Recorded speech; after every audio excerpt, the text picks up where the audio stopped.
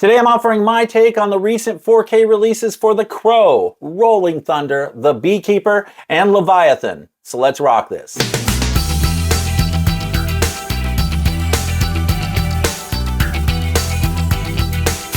Hi everyone, how you doing? Welcome back. I'm Fuzz, and on the agenda today I've got another installment of 4K takeaways for you, where I essentially offer my version of a 4K review for each title. So I've got another batch of great 4K releases for you guys to potentially sink your teeth into and consider. Now, normally with this series, I do try to focus on older catalog titles that have been newly released on 4K. But occasionally a newer film will come along that really catches my attention, that ends up just being this killer film that I think many of you would appreciate if you like the type of movies I usually discuss on this channel. And this is especially true if the newer film in question just so happens to capture the spirit and essence of many of these older classic catalog films that caused many of us to fall in love with movies to begin with. Well, The Beekeeper is one such film. Awesome film, so I'll be discussing this one a little later on in the video. But I've also got three other titles that I'll be discussing today, and those are indeed older catalog titles. So what I've got here today, I'm going to be talking about The Crow, all right? This one, I know a lot of people have been anticipating this one on 4K, so I will be getting into this one here in just a minute. Then I've also got Rolling Thunder, as well as Leviathan. Now, a quick note about Leviathan here. This one's not quite as new as the other titles, right? Normally, what I try to do, I try to focus on titles that came out within like the last month, maybe month and a half, right?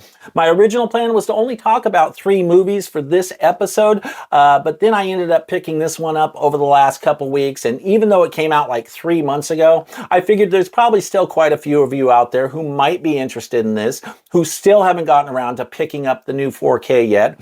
So I figured I'd just go ahead and throw this one in the mix as well. Just consider it a bonus takeaway. Okay, so without further ado, let's get right into these takeaways, shall we? First up, from 1994, we've got The Crow. This just came out last week on 4K, and I know a lot of people are really excited about this title. This has kind of become a cult classic over the years. It's kind of an interesting film for me because I originally saw this at a drive-in theater when it first came out back in the 90s. And prior to picking up this new 4K, I had not seen the film since that night. And the reason is because I didn't really like the film when it first came out. I didn't like this movie much at all. In fact, I feel like this film had a lot of hype surrounding it when it first came out, at least in my circle of friends and whatnot. Everybody I knew seemed like they were into this movie. And I remember feeling like I was the only person who wasn't into this movie. At the time, I just didn't really understand the appeal of this movie. I couldn't see what the big deal was, right? I thought it was kind of a dumb movie, especially with that crow landing on everything and following him around everywhere he goes. You see that crow everywhere. It just seemed kind of cheesy to me at the time. I remember feeling like this movie was lacking in substance in a big way, but I also had a little bit different tastes in movies back then, right? I wasn't into all like the genre films that I'm into now. Now I'm a lot more receptive to this type of movie than I was back in the 90s. Yeah, I guess I just didn't really get into like vigilante or revenge, justice served type films back then. So at this point, I'm guessing some of you are probably wondering, hey Fuzz, why'd you buy the 4K if you didn't like the movie?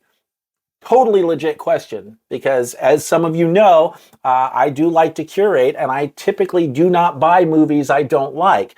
But in this case, I'll tell you, I was hoping that I might have a different view of this film now. Right? When I first heard this was coming out on 4K, I thought to myself, you know what, Fuzz? You might actually appreciate this film a lot more now than you did at the time. Because now I really do like vigilante and revenge type films. In fact, I have quite a few of them in my collection. My tastes have changed and evolved over the years, right? So, and I'm happy to report that I did end up liking this movie a little bit more now than I did at the time, right? Now, I'll be honest with you, I'm not totally enamored with it. I still think it's kind of a cheesy movie, but it's got some great atmosphere, this great kind of gothic, almost like gothic meets art house type atmosphere. I don't know if that's an accurate description or not, but it's a real dark, brooding kind of movie. It's just very artsy. but it's a beautiful looking film. I mean, the vibe of the movie is awesome. Like I said, the atmosphere is perfect, right? It's a very gritty and grungy movie. It kind of has this dark, brooding atmosphere, almost like a bit of a neo-noir kind of a vibe going on at times. But yeah, just I actually really appreciated the atmosphere in this movie a lot more now than I did when it first came out. You know, I appreciate the fact that it's a very stylized film, right? Which is something I didn't necessarily appreciate about this film when I first saw it 30 years ago. The other reason I wanted to add it to my collection is because I can't help but feel like this is kind of a significant piece of film history, given the circumstances surrounding the making of this film. Of course, we had Brandon Lee, son of the great Bruce Lee, who lost his life while making this film. Apparently, he only had like 8 days left of filming to go before wrapping up the film. And they had to, before this tragic accident occurred that took his life. So they had to bring in a body double just to finish the film. So it's just a really sad, tragic story. You know, I would have loved to have seen where Brandon Lee's career would have gone after this film. But sadly, we'll never know. Okay, so let's move on to the image quality, image presentation, and audio. Now, this says, or at least what Paramount said in their description of this, is that it was newly remastered in 4K. So I'm not exactly sure what that means, right? It's not clear to me whether this was sourced from a 4K scan of the original camera negative, or if this is just like a 2K upscale that they created a new 4K master from their existing, you know, camera elements or whatever existing scans they had. I've read a few other reviews out there where the reviewers referred to this as a native 4K restoration. I don't know if that's accurate or not, so I'm just going to play it safe and just go with what Paramount told us. They said it was newly remastered in 4K. Aspect ratio is 1.85 to 1, so you get that nice screen filling image. And you do get Dolby Vision in this release as well. And then the audio is just a DTS HD Master Audio 5.1. Now, I thought the image looked awesome on this. You get some great detail. You see a lot in facial features, skin, clothing. You know, he's wearing makeup on his face, so you can see kind of the cracks in the makeup or like some subtleties, certain attributes in the makeup on his face. The colors look awesome on this. They really pop. And the film, overall, it has a very filmic look to it. Paramount didn't screw with this one too much. They didn't do like any over processing or anything like that. What some people sometimes think of as DNR, yeah, we don't really have that here. They seem to have retained that filmic look. You know, you still see the grain and whatnot. So I think Paramount did a really good job with this release. I think it looks really good. It looks like the film I remember seeing 30 years ago. Now, admittedly, I can't compare this to any previous releases on home media because I've never owned this title before on home media, but I do think the 4K looks good. It looks like the film I was expecting to see. It looked like the film I remembered seeing all those years ago, only better. So I'm guessing this is probably the best this film has ever looked on home media. Even though I haven't seen previous home media releases, I was pretty happy with what I saw on this 4K disc. Now, as for the special features, there are a few little nuggets of goodness on here, but you know, it's not crazy. They didn't go crazy with the special features. The most notable special feature in my mind is this, it's like a three-part kind of featurette making of documentary. It's more like a retrospective documentary, not so much of a making of as much, but it's only about 25 minutes long. I think it's like 24 minutes long. And, but it's interesting. It's cool stuff. You know, there's some really good information in there. And, you know, considering the nature of the film, the fact that it involves Brandon Lee, I welcome any kind of documentary or retrospective footage that they give us. In addition to the documentary, you also get some commentary tracks, a director's commentary, producer and screenwriter commentary. And then one thing that I know a lot of people who are interested in this film might actually really appreciate is you do get extended and deleted scenes.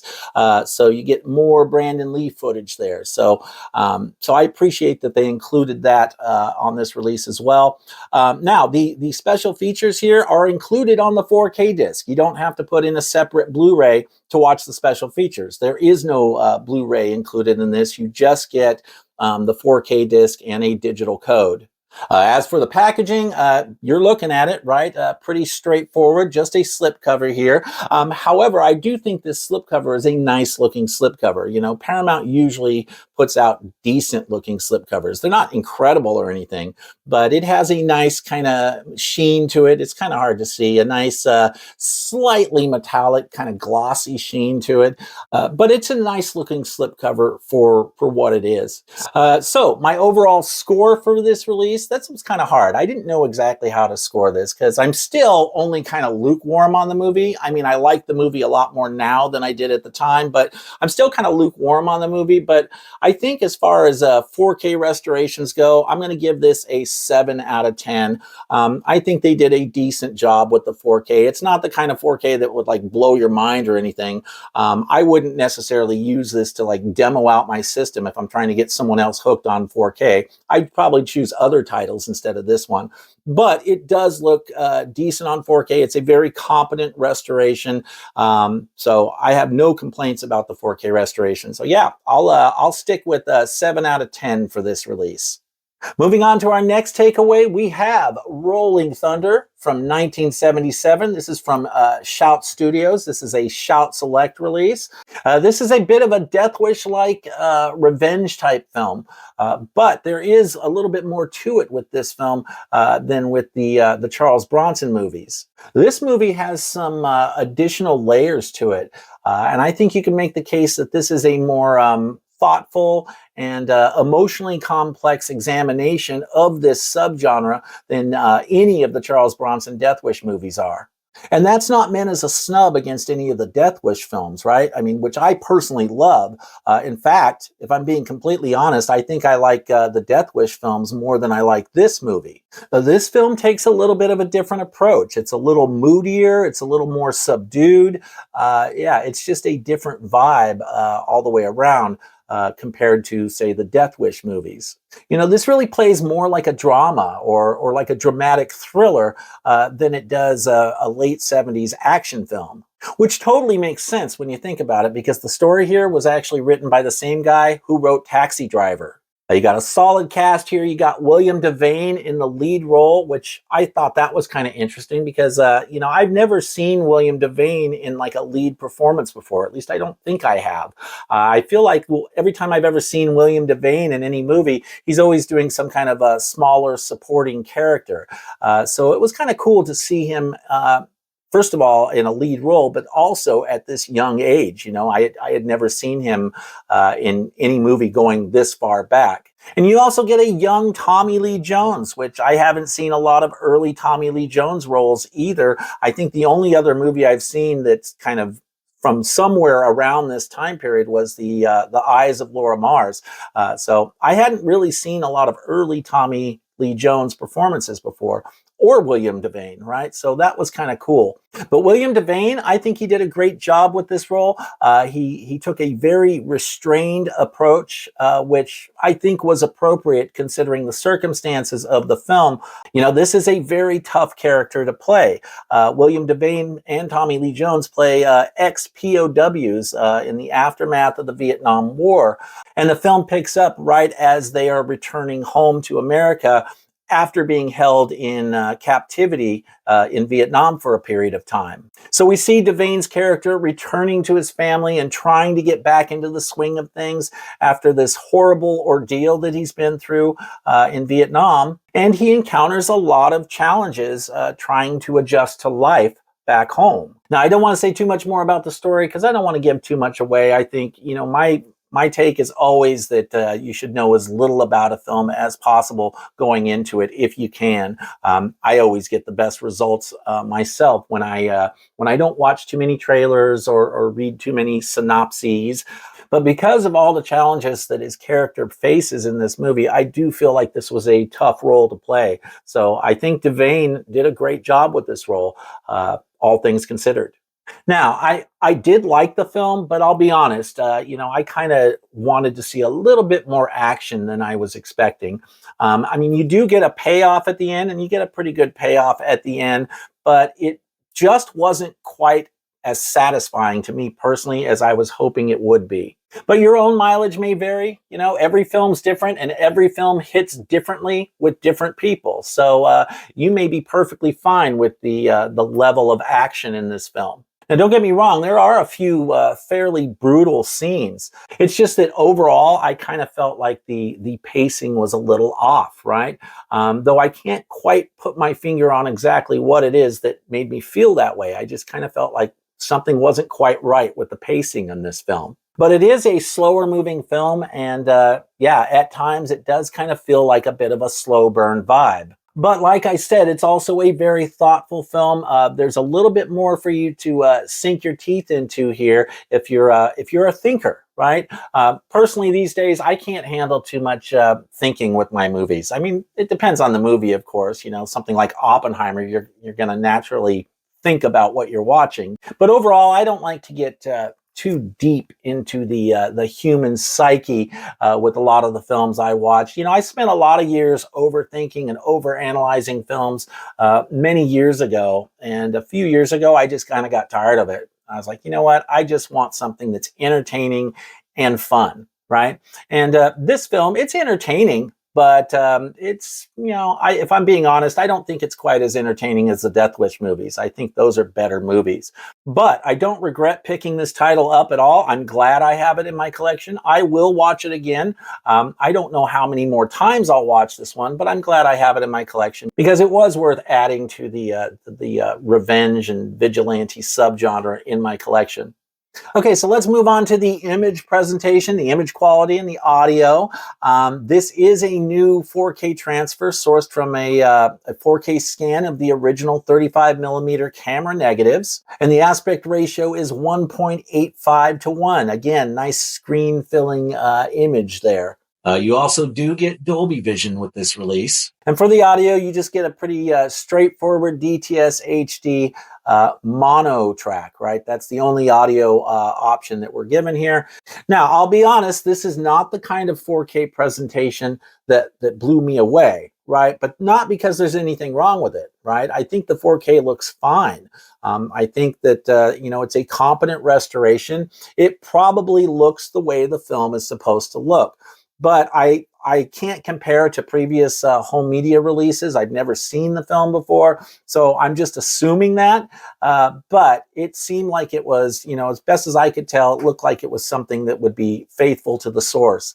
It does have a very filmic look and a light to moderate grain presence. And I thought the film looked fine overall. I didn't have any complaints with this 4K at all. It's just not the kind of film that screams, hey, show this to your friends if you want to get them excited about 4K. You know, they'll probably look at this and go, okay, what's the big deal? But I thought the 4K restoration was fine. If you're a fan of this film, you'll probably be perfectly satisfied with this 4K restoration. There's nothing wrong with it at all. It's just not the kind of thing that really knocked my socks off or anything. But again, it did look like a competent restoration. It looked like they knew what they were doing.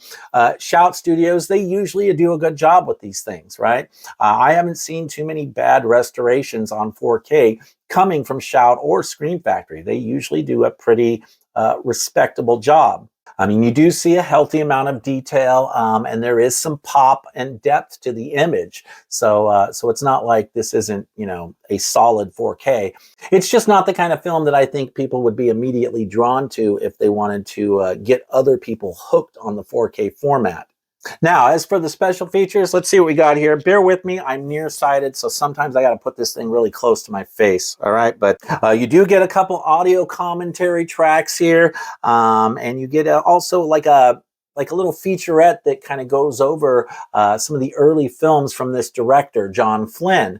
But the main thing here that's worth noting is the little featurette making of this film, because it's a featurette that has some later interviews from William Devane and Tommy Lee Jones. I don't know when this thing was done, the featurette.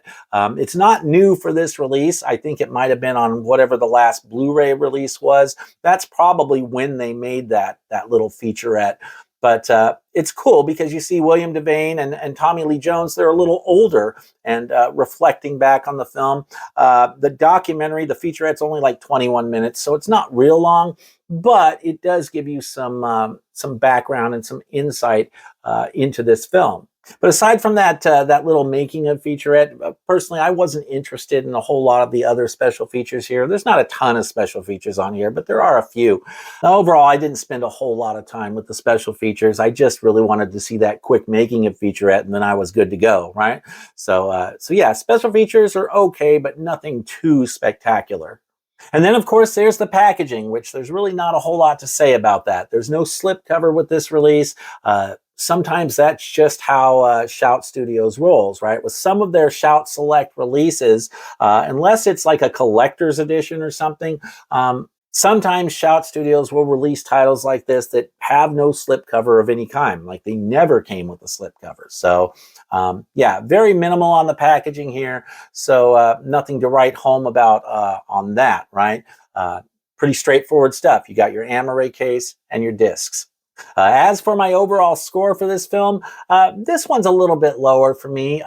Again, I think the 4K restoration was competent, but I'm still going to give the film about a 6 out of 10 because it just didn't quite blow me away like other 4Ks I've watched, right? Again, I think it's decent looking, but it's not some mind-blowingly awesome looking 4K or anything. And I'll admit the fact that I'm still kind of warming up to the film a little bit probably factored into my scoring as well. And of course, I'm going to dock it a little bit on the score because of the lack of slipcover, the minimalist packaging. So I figured, yeah, 6 out of 10, that sounds about right for this one.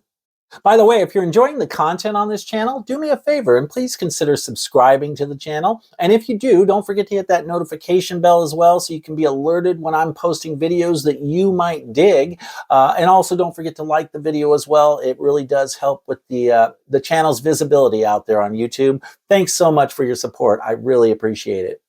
Okay, and next up we have another revenge flick, which I didn't really plan it out this way. It just so happens that there are several revenge flicks in today's episode. It just was a total coincidence. I don't plan things like that, but I guess you could say this is the 4K Takeaways Revenge Flick edition. And the movie I'm applying this term to now is The Beekeeper. This was a really, really good movie. I really enjoyed it. Just a kick-ass action flick. This film was directed by David Ayer. I'm not sure how you pronounce his name. You got Jason Statham here, who's, I think, always awesome. I love Jason Statham movies. But you also got Jeremy Irons in this film and Josh Hutcherson, if I can get his name out without bumbling it. This movie was just out in theaters earlier this year, and although it is a more modern looking movie, it also has a lot of that classic old school balls to the wall action movie vibe and charm that I think a lot of fans of action movies from the 80s and 90s will really appreciate. And that's why I wanted to share this with you guys today, because this movie was an absolute blast from start to finish. It's very slick, it's stylized, it's well choreographed, and you get some killer stunts and action set pieces in this film. It's really just a simple, fun, and effective popcorn flick, the kind of movie that I don't feel like we get nearly enough of these days. Now, there is some CGI in this film. You get it with like some explosions and blood splatter and, you know, some of the backgrounds and a few other things. But I think for the most part, it's pretty well done. They did a fairly decent job with the CGI. You know, I'm not a big fan of CGI fire, for example, but I felt like the explosions in this film looked pretty convincing, as did other aspects of the CGI work. Now, my advice is that you don't go into this movie expecting like a huge backstory, right? It's a very minimalist movie with a very lean but compelling story. They give you just enough information to know what's going on in this movie and to have fun with this movie, but they don't go too in depth on the background of any given character.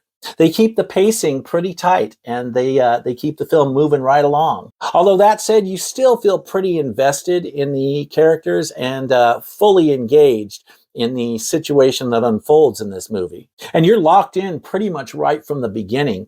Like I said, a simple premise, simple setup, but the movie does not take long to get going at all. I'd say within like 10 or 15 minutes, you're off and running. All right, so I'm going to make a pretty bold statement about this film, if I haven't already, and that is, I think this may be the best Jason Statham film I've ever seen. And you know, I've seen quite a few of his films. Now, admittedly, I haven't seen all of his movies. There's still quite a few I haven't seen, but I own quite a few of his movies in my collection. You know, I've got like the Transporter series.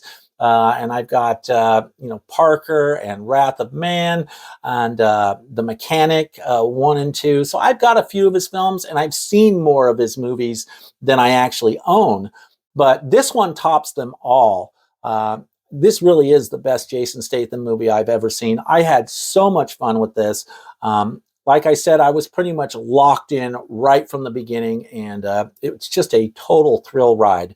And of course, Statham is like the ultimate badass in this movie. That's essentially what his character is, the ultimate badass. And of course, as you would expect from Jason Statham, you know, he plays the role perfectly. This was a great movie for him. This was the perfect vehicle for Jason Statham. So yeah, I love this movie. I was really happy with it, and I can't recommend it enough to other action movie fans out there. Okay, so let's talk about the image quality and audio briefly here. This movie was shot digitally in 4.6K. No Dolby Vision for this release. You just get HDR10. The aspect ratio is 2.39 to 1. And then for audio, you do get a Dolby Atmos track. As you would expect, this movie looks great on 4K.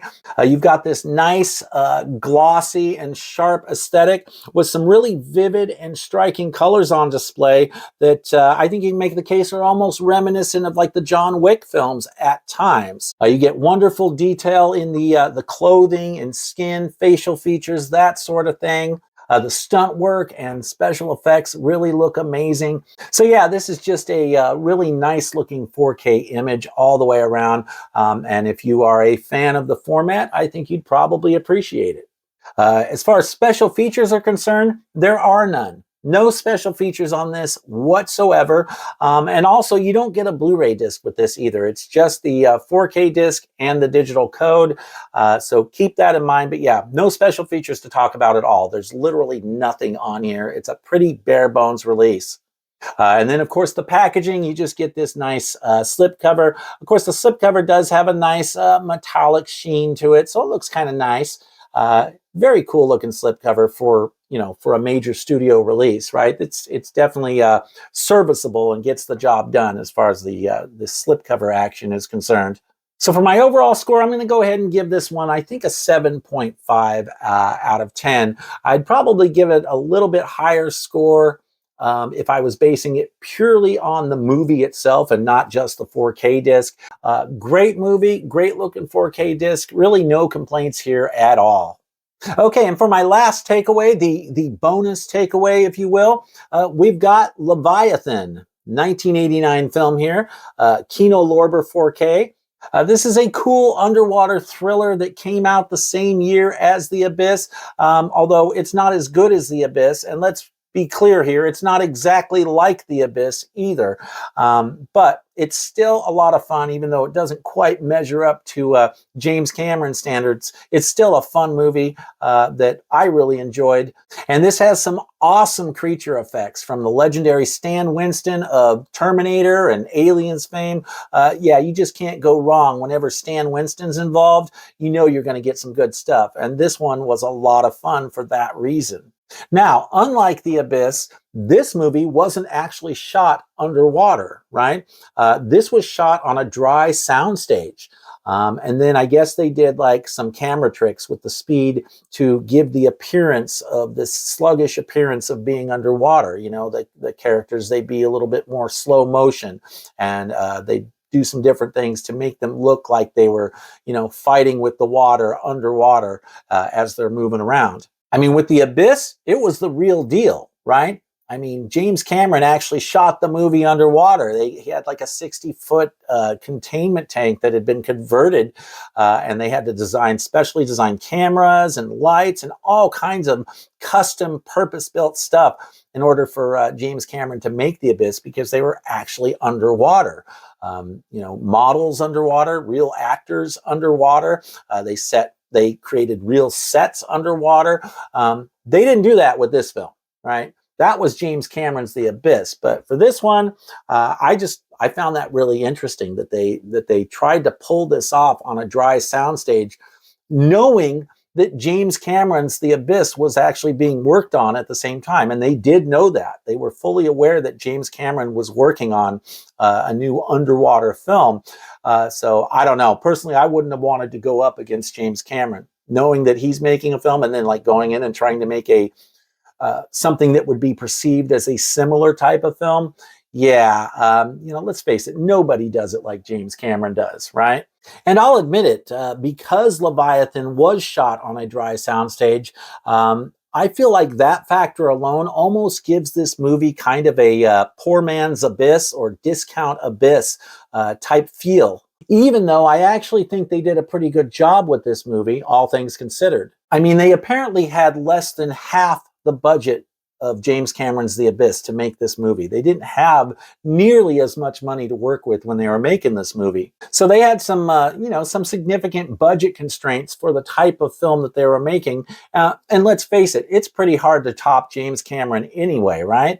I would have definitely not wanted to go up against The Abyss with this film myself. Now, this was directed by George Cosmatos, and you got a great cast here. You got Peter Weller, you got Richard Crenna, Hector Elizondo, Ernie Hudson, who I love, Daniel Stern, and Amanda Pays, who's the only one I had never heard of, although that could just be me, right? I don't know. Maybe I've seen Amanda Pays in other movies, but I feel like I'd never seen her in anything else when I watched this. So I don't know. You've also got a score here by the legendary Jerry Goldsmith, which you can never go wrong with a Jerry Goldsmith score, right? He's done so many iconic films. So yeah, Jerry Goldsmith rules. Now, I had never seen this film before. It was a first-time watch for me on 4K. But I did really enjoy it. Again, not nearly as good as The Abyss, but it was still a fun ride, and I had a blast with it. All right, now let's talk about the image quality and audio briefly. We have a brand new HDR and Dolby Vision master that is sourced from a 4K scan of the inner positive. You have an aspect ratio of 2.35 to 1. And for audio, you get DTS HD Master Audio 5.1 and 2.0. Now, because I had never seen this film before, I can't really compare it to previous releases. However, I was kind of cross-referencing some different reviews of this, and apparently others have said this is a pretty significant upgrade over the previous Shout Factory Blu-ray. So now, I thought the 4K image looked great, right? I mean, there's some great depth and detail in a lot of darker areas. The colors on this look amazing. They have a lot of pop to them and a lot of richness and vibrancy to those colors. The creature effects look incredible on this. This isn't necessarily the most stunning film to look at, but it does have this nice filmic look. There's a fine layer of grain. I got the impression this is the way the film was supposed to look, right? And I also got the impression this is probably the best it's ever looked. So at least that's my impression. Again, never having seen it before, I can't say for sure, but based on other reviews I've read and based on my own, just what I saw with my own eyes, I thought this was a nice looking 4K. And if you're a fan of this film, I think you're probably really going to appreciate the 4K release. As for special features, this one, I think of all the releases I'm talking about today, this one had my favorite special features. And the main reason for that is there is a 40-minute making of documentary. And you can actually pack quite a bit of stuff into 40 minutes. It felt like a very satisfying documentary to watch, even though it's not like feature length or anything. 40 minutes is a pretty good amount of time, and you can put a lot into 40 minutes. I learned so much about this film. That's how I learned that it was shot on a dry soundstage and not actually underwater. right? So it's interesting to hear the stories that are shared in this little making of documentary. It's fascinating stuff. They tell the whole story about how they were going up against James Cameron. They knew they were going up against James Cameron and they were a little nervous about it, but they went through with it anyway. Yeah, I would highly recommend checking out that documentary if you get this release. As for other special features, there's not a whole lot there. You do get an interview with Ernie Hudson, and you get an interview with Hector Elizondo as well. And then you also get a commentary track with some film historians. So, but really, it's that 40-minute making of documentary that really is the gem in the special features here. As for packaging, it's just a standard Kino Lorber slip cover, right? There we go. And but I love the art. I think the art looks great. You know, nice looking art. But the other thing I like about the packaging is they actually give you a reversible cover art. So you can have different art on the disc than you have on the slip cover here. So I really do appreciate that. I'm a big fan of reversible cover art whenever they do that. So overall, I'm going to give this one about a 7.5 out of 10 again. I think that's probably appropriate for this. I think it's a great 4K that has a lot to offer, and it sounds like it's a pretty significant improvement over the previous Blu-ray as well. So I'm really glad I picked this one up and added it to my collection. I kind of avoided this movie for many years. I'd heard of the movie, but I just always thought it was some dumb crap movie. You know, I didn't think it was going to be that good.